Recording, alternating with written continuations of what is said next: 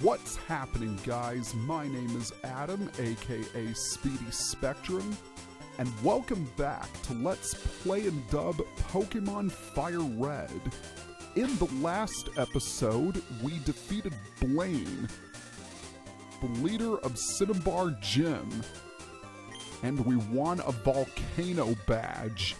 We're getting close, only one more badge left to collect. In this episode, we are going to explore this mysterious building that we found at the edge of Route 10. As usual, please be sure to leave a like or comment below and hit that big red subscribe button to subscribe to my channel. Every one of those helps. Before you enter, I would highly recommend you have a ton of Ultra Balls with you. Trust me, you're going to need them. Also, you might want to consider packing a few Paralyze Heals and Full Heals, for reasons I will explain later. Are we ready? Good. Let us enter forsooth. Welcome to the Power Plant. Like the Seafoam Islands, this is a completely optional dungeon, not required to beat the game. However, it is required if you want to fill your Pokédex. Let's start things off by setting up a max repel, since I don't want to be ambushed by any Pokemon. As you can see, this place is filled with rocks, kind of run down, which makes sense given the fact that it's abandoned. There are items to be found everywhere, including two TMs. TM17, which is right here, and that contains the move Protect. Then a little bit later on in the dungeon, you can collect TM25, which contains Thunder, the most powerful electric attack in the game. I had already collected all of these items in a failed recording. Speaking of which, this place is a power plant, which means there are electric Pokemon everywhere, including Pikachu, believe it or not. If you missed out on catching a Pikachu in Viridian Forest, now is your chance, and I still recommend it. However, there are also quite a few new Pokemon to be encountered. Starting things off, we have Magnemite. Number 81 in the Pokédex, Magnemite is an electric and steel type. That's a pretty unique type combination. In fact, Magnemite, along with its evolution Magneton, are the only steel-type Pokemon in the game. They gained a steel typing when Gold, Silver, and Crystal was released and the steel type was introduced. However, despite the many resistances offered by the steel type, Magnemite isn't that great.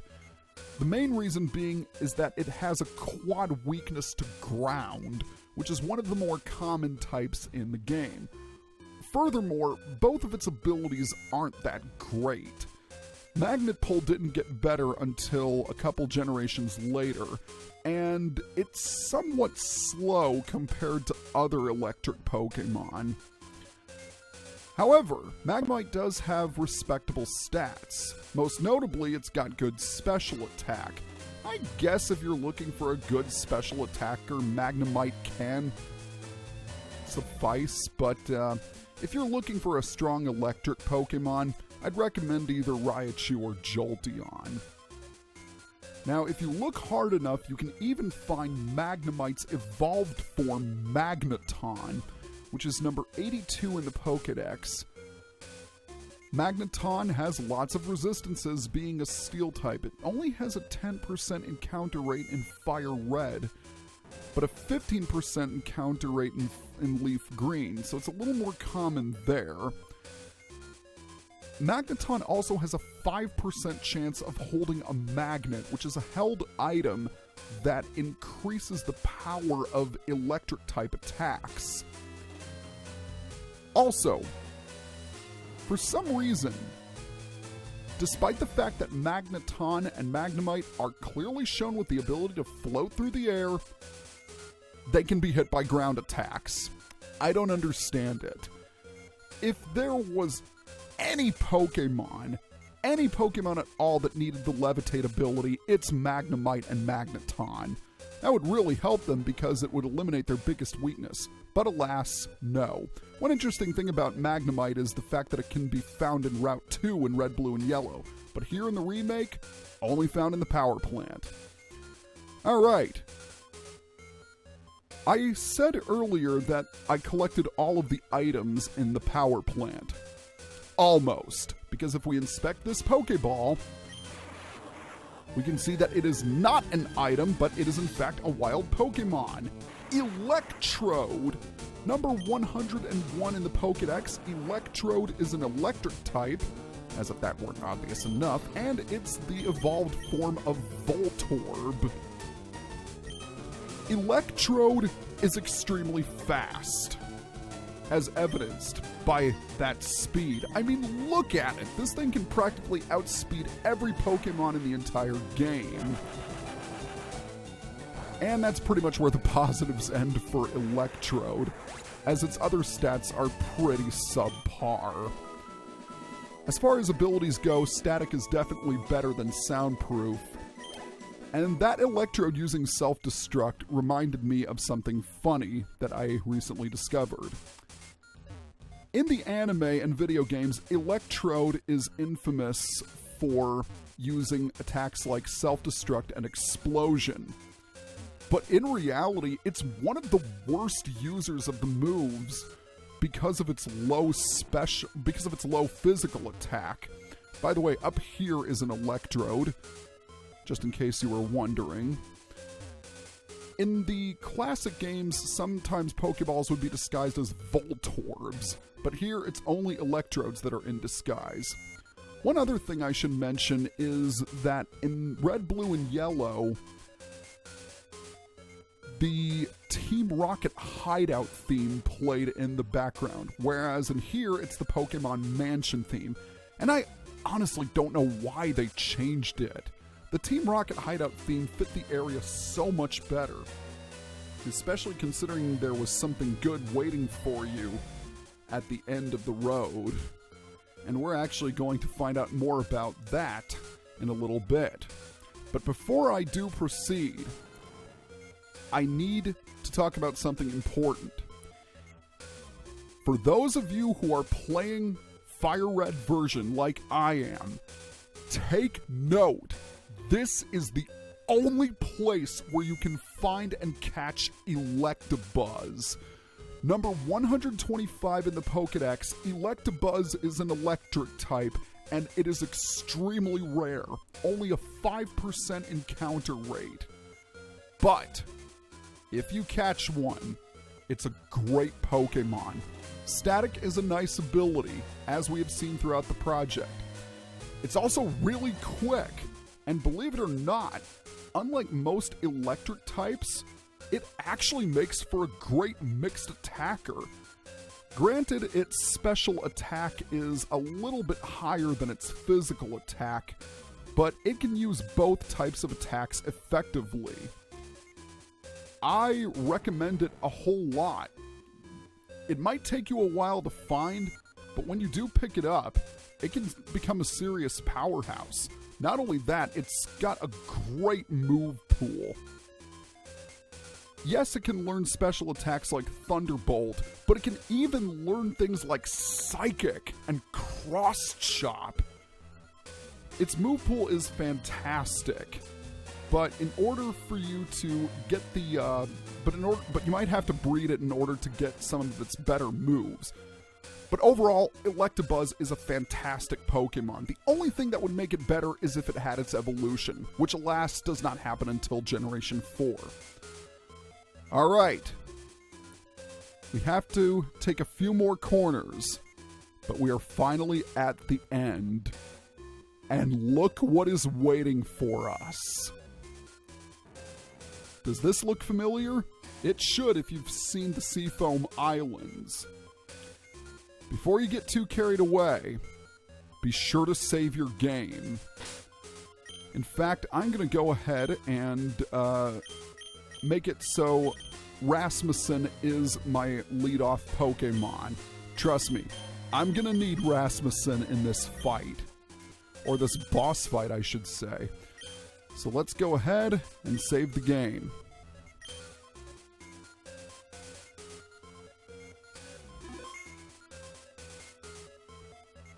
Alright, I think we're ready. And the repel's effect wore off 2 steps away. I don't know why I found that funny. I had just enough steps before I was ambushed by wild Pokemon. Speaking of which, let's do this.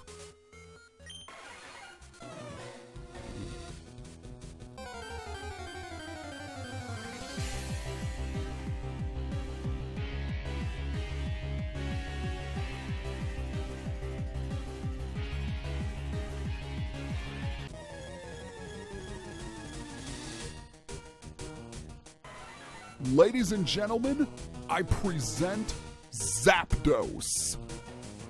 Number 145 in the Pokédex, Zapdos is the legendary bird of lightning, and it is easily my favorite of the trio. Take a look at those stats, and look at that enormous special attack. Zapdos is easily one of the strongest special attackers in the game, and it has been consistently dominant in competitive battling throughout the history of the franchise. Electric and flying is a fantastic combination, easily one of my favorites. It gets an immunity to ground attacks, which eliminates one of its primary weaknesses, and it only leaves it with a weakness to ice and rock. Great stats all around, a powerhouse in every sense of the word. Zapdos is an absolute monster.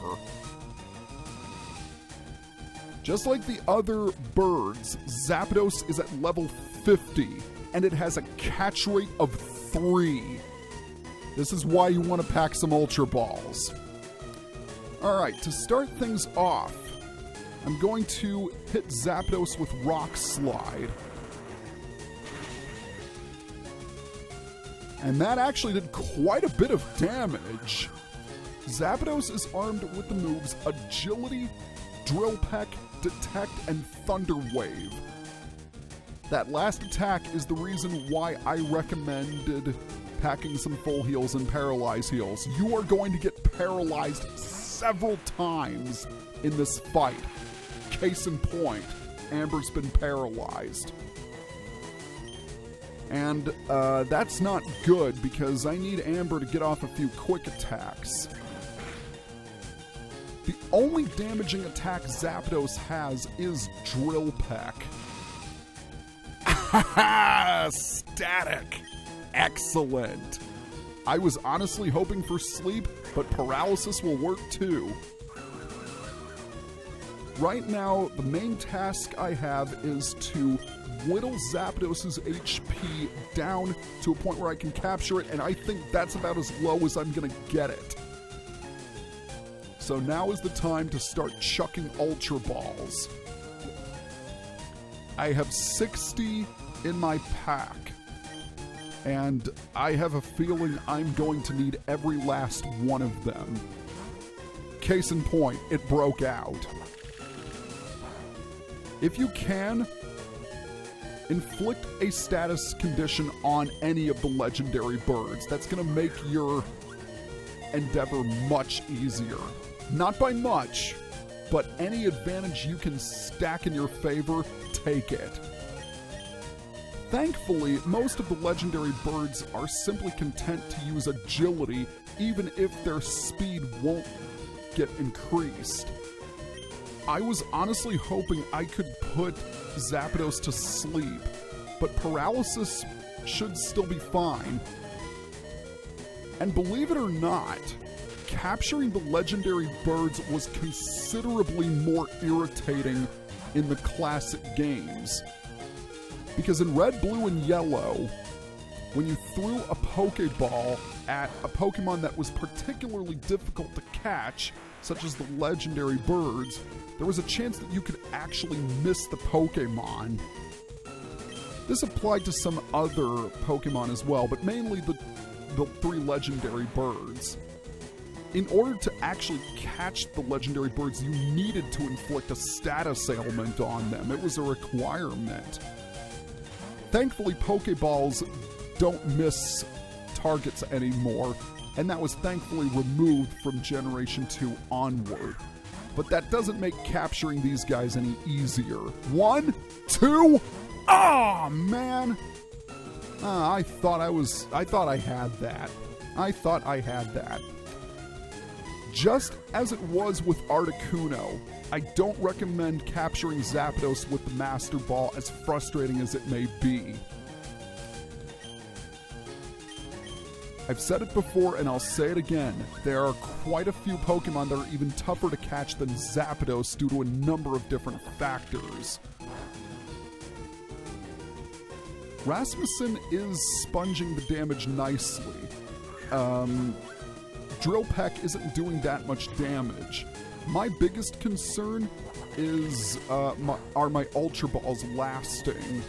And I have plenty of healing items to resort to in case things look grim, but I've already blown through 10 Ultra Balls.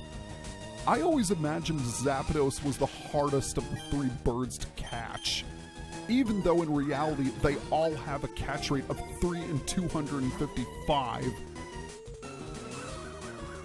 which gives you around a 0.4% chance of actually capturing them, which can somewhat be boosted by status ailments, but not by much.